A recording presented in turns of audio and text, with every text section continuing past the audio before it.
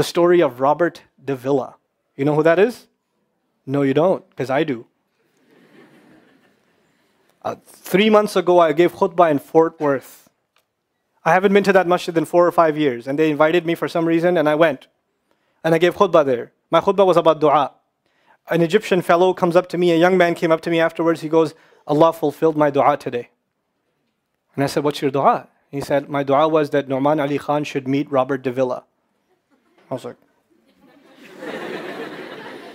are you Robert Davila? He goes, nope, I am not Robert Davila. Robert Davila is my friend. But I think Allah is fulfilling my dua. I was like, fire away, I want to know. Robert Davila is a young man who lives in a town 40 minutes past Fort Worth. He was a farmer, young guy. And he was hit with some sort of genetic disorder that kicked in later on in his life, and he became paralyzed from the neck down. And he lives in a nursing home. Most people in that nursing home are 90 years, 100 years. They're really, really old people. And then there's, his room where he's paralyzed neck down. He's the only 30-something-year-old that is in the nursing home, okay? And he's been in that nursing home for the last 10 years. His family got a computer for him that's voice activated, so he can give voice commands, put a headphone on and Google stuff and search stuff so he can surf the web and find information.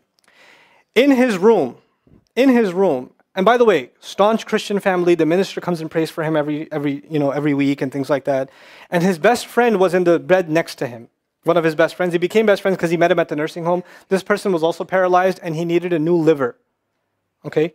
A liver transplant. He was waiting for a liver transplant. And they used to talk about, God and things like that all the time. They were good friends. Finally, his best friend got a call that there's a donor available for the liver. So he's so excited. He goes, Robert, I'm going to miss you, but I'm going. I've got a donor. So they take his friend and they go into the operation, and his friend died at the operating table. Now his friend, who's also a Christian, the deceased friend, his sister, took one of the amulets of his friend, a crucifix, and she gave it as a gift to Robert. This is a reminder of your old buddy. So he hung it on the side of his hospital bed. Robert Davila lives a pretty decent life in there. The nurses take care of him. He's a happy guy. And one day he goes to sleep and he sees a man in his dream. That man says his name is Muhammad.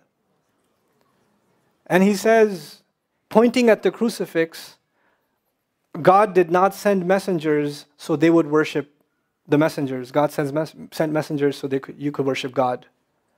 And Jesus was just a man. He walked in the markets and he ate food. He walked in the markets and he ate food, and the dream stopped. He only knows that Jesus was just a man. He knows there's a man named Muhammad that said that to him. He said that messengers came so people could worship God and not the messengers. This is all he knows. So he starts Googling Muhammad. He finds Islam. He takes Shahada. When he takes Shahada, he wants to learn about the Quran. So he goes on these chat sessions and finds somebody needs to teach me Quran. He finds a brother in Egypt that he gets together with on Skype to try to learn Arabic. Learned the Arabic alphabet. Once he learned the Arabic alphabet, he learned to recite the Quran. He memorized 10 surahs from his hospital bed. Then he said, I'm beginning to memorize the Quran, and I'm beginning to learn about this prophet, but I need to understand the Quran. So he starts Googling how to understand the Quran. And for some reason, he ends up on my videos. And he starts watching my stuff. And he watched almost everything. And then here's the kicker. In the nursing home, there was an Egyptian fellow that used to come in and do some repair work. The Egyptian fellow has his own awesome story. The guy had basically lost faith. He wasn't religious. The nearest masjid to him was 50 miles away. So he didn't really go to Jum'ah much anymore. But he felt a spiritual void, so he started going to the church just to feel closer to Allah. Raised Muslim. He goes to the church just to feel closer to Allah. He's passing by Robert's room one day and he hears وَالْعَصْرِ إِنَّ الْإِنسَانَ لَفِي خُسْرٍ. So he walks into his room and says, Robert, what are you listening to? Robert says, nothing. That was me. And the guy says, you're Muslim? He goes, yeah, I became Muslim. And now this friend is in shock. How does Allah guide someone in the middle of Churchtown, USA, in a nursing home, with a crucifix on the side of his bed that he doesn't even have the physical strength to move. And the guy himself says, I want to come back to Allah. So he tells him about his, the friend he found online, Nouman Ali Khan. So the Egyptian fellow starts watching my videos. And then he says, I wish I could meet him one day. And he says, okay, I'll pray for you. And after 5 years, that Egyptian friend shows up at the same masjid that I haven't been to in 4 years. And after Jum'ah says, I think Allah wants to fulfill my friend's dua and my dua. So I said, I think He does. Let's go. So I took a few of us and we went. And we met with Robert. We had a beautiful conversation with him. And inshallah, for Eid, we're going to go to his nursing home again. The nursing home was pretty shocked. You're all here to meet Robert? He's like, yep. Why do you want to meet him? He's an inspiration. I'm like, okay, let me check if we can. And they had to call the hospice administrator and all this stuff, and then eventually let us in. And Robert's in shock. And then I meet with Robert, we're talking, and I was like, hey, Robert, so I heard you memorize some surahs.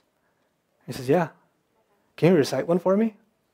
So he recited Surah Al-Asr. Not one of us was not crying. We're just in tears. When somebody turns to Allah,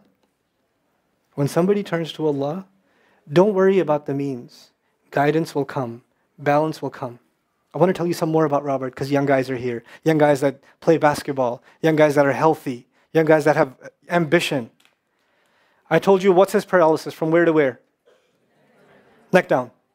He has a special wheelchair that has to hold pretty much every part of his body in place. He can't just sit in a wheelchair. It holds his neck and it holds every other part of his body in place because he has no control over his limbs. And he has to have a special van where the wheelchair locks in so that if it goes through a bump or whatever, he doesn't, receive the shock. So he made a request. He wants to go to the Friday prayer. They didn't have the special van, so they put him in a regular van. And so he went to the regular van and a few bumps and his spine got even more hurt. He went to Jumu'ah. He came back in excruciating pain. And they said, I'm sorry, Robert, you're no longer able to sit in your wheelchair.